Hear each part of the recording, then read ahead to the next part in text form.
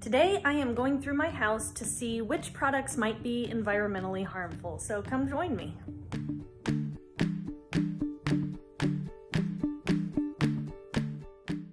First, we start in the bathroom to look at some of these cosmetic products. I try to buy eco-friendly brands, and you can usually tell if they avoid parabens, phthalates, fragrances, dyes, and other harmful chemicals. There's a big list online of harmful chemicals, and microbeads is another one. These leach into waterways because they're too small to be captured by filtration systems. So check the ingredients list on all of your beauty products. Next, I decided to check out some of the cleaners that I have. Now, this is a hard one because I love bleach. I feel like it's not clean if it's not used with bleach. Bleach can actually be pretty harmful, and I'm not sure I'm quite ready to part with it, but some of these other detergents and cleaners can be quite hazardous. So I'm going to consider a bleach alternative once I've used up the rest of this one. I was surprised to find this ant killer in my house because I'm actually highly opposed to herbicides and pesticides. Most people know that these are incredibly harmful to the environment, and there are plenty of natural alternatives to take care of pests and weeds. And if you look at the back, it even tells you that there are environmental hazards. So I'm not going to use this one up. I'm going to figure out the best way to dispose of it, which is probably at a waste hazard site. This is a hard one for me. Scented candles is on the list because burning anything can create greenhouse gases, even if it's small.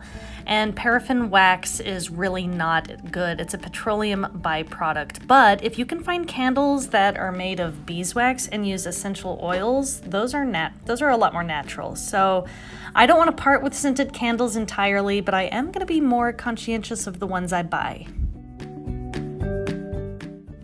Aerosol cans can be problematic, whether it's spray paint, hairspray, or those spray deodorants. So even though the CFC aerosols were banned in the 70s, we still have these pressurized canisters which use hydrocarbons and nitrous oxide, and these can pose a threat to the environment. So I try to use other paint alternatives when possible, but some of my projects actually require spray paint, so I'll try to use it sparingly. And I like to use these wool balls. These are good. So the product to avoid are dryer sheets. So a lot of people don't realize that that nice smell that comes from the dryer sheets actually emits a lot of toxic chemicals.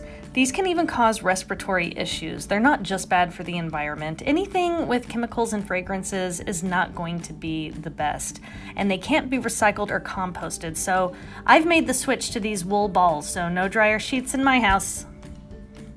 I've been going through all my art supplies and I'm looking for any glitter. Glitter is absolutely terrible for the environment because these particles are so small, they get all over everything. It's an absolute nuisance to get rid of.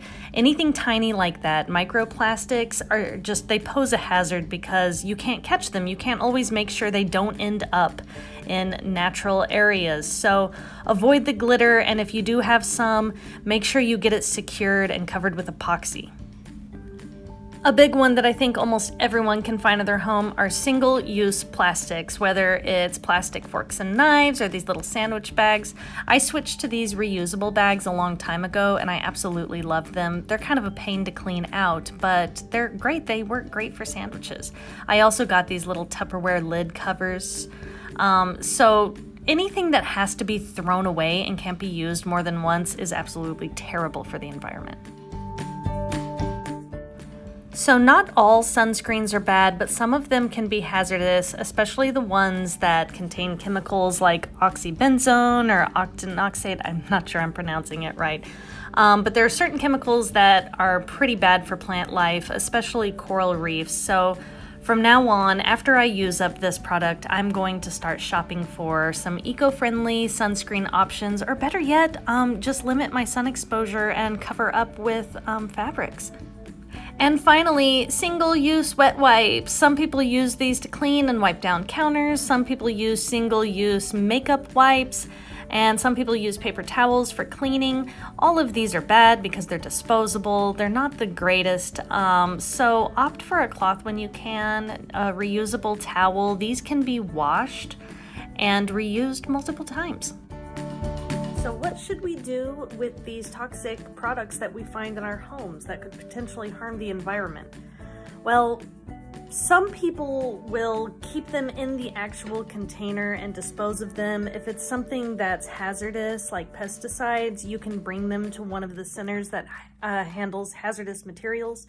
If it's something just cosmetic, like, I don't know, a face cleanser that has the microbeads in it, you can either use it up, which I tend to do. I try to use up the rest of a product that I've purchased, but if you feel it's better to just discard it, it's best to leave it in its packaging and put it in the regular trash. A lot of these products cannot be recycled, and trying to put any of them in the recycling bin is only going to cause more work and more problems for recycling centers. So for me personally, I try to use up these products. A product like glitter that we don't want getting out everywhere, I make sure that it's sealed on whatever art project it is, and that maybe there's a layer of gloss or epoxy over it so that it doesn't escape. And then the rest of them I use up. If the container can be recycled once it's been properly cleaned out, I put it in the recycling bin. But soon I'll be talking about some really great alternatives to some of these products, and if you know of any of your own, please share them in the comments section. Thanks for watching and happy purging!